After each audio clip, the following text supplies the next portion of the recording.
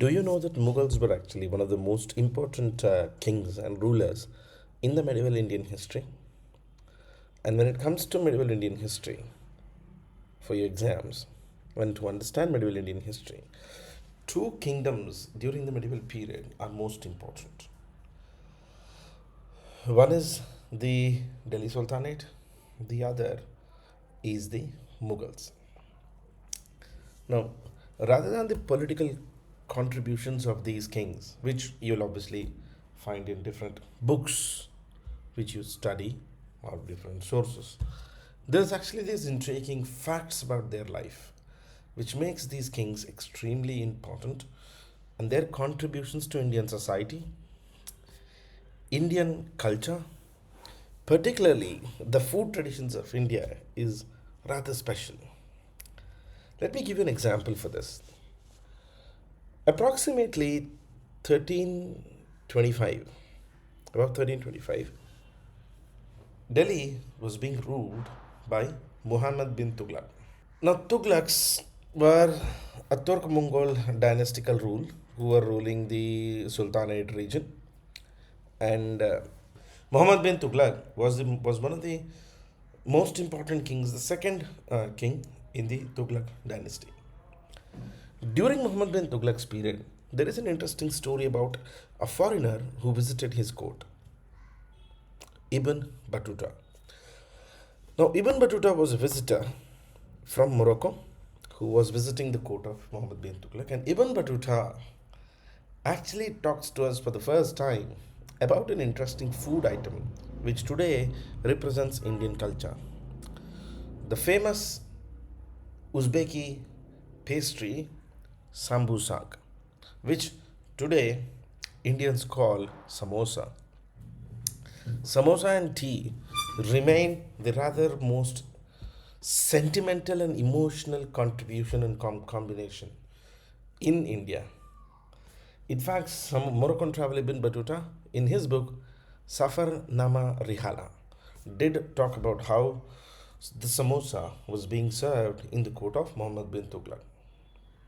Centuries later, it was actually the court of Akbar, the third Mughal king. And in the court of Akbar, there was a writer for Akbar. His name is Abu Fazl. Abu Fazl talks about how samosa was one of the most important foods which was being served in the Mughal court. It seems it was served in three different combinations. One refers to a meat version which consists of different types of meats put with dry fruits into a samosa. And Abu Fazl, in his book Akbarnama, Abu Fazl by Fai, in his book Akbarnama, does talk about how the samosa was also being used or also being served as halwa, stuffed with a sweet. And there was this third type, or third version, which just had dry fruits and sugar. This model of samosa is substantially different to what we actually eat today. Today, it's more synonymous with either onion or the potatoes. Now, please understand, potatoes never came to India until the arrival of Portuguese. So that's an interesting food combination. Now, Akbar's grandson, his name is Shah Jahan. Now, in Shah Jahan's court, there's another important, you can say, a drink which was consumed, which was observed by many foreign travelers.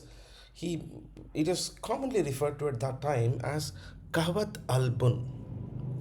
Kahwat al-bun, very similar, synonymously, even today we call any decoction as kava, as synonymous with the Kashmiri tea called the Kashmiri kava. Yes, that kava, yes, that very kava.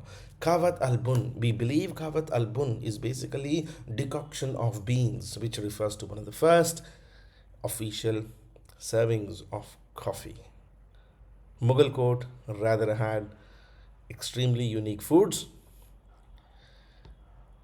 That's the story of samosa and coffee. Follow me on Telegram. In Telegram, you can just search as at the rate plus students. Join my Telegram group for some more interesting facts about history, more knowledge about history, and together, let's make history interesting. See you in the next video. Bye bye.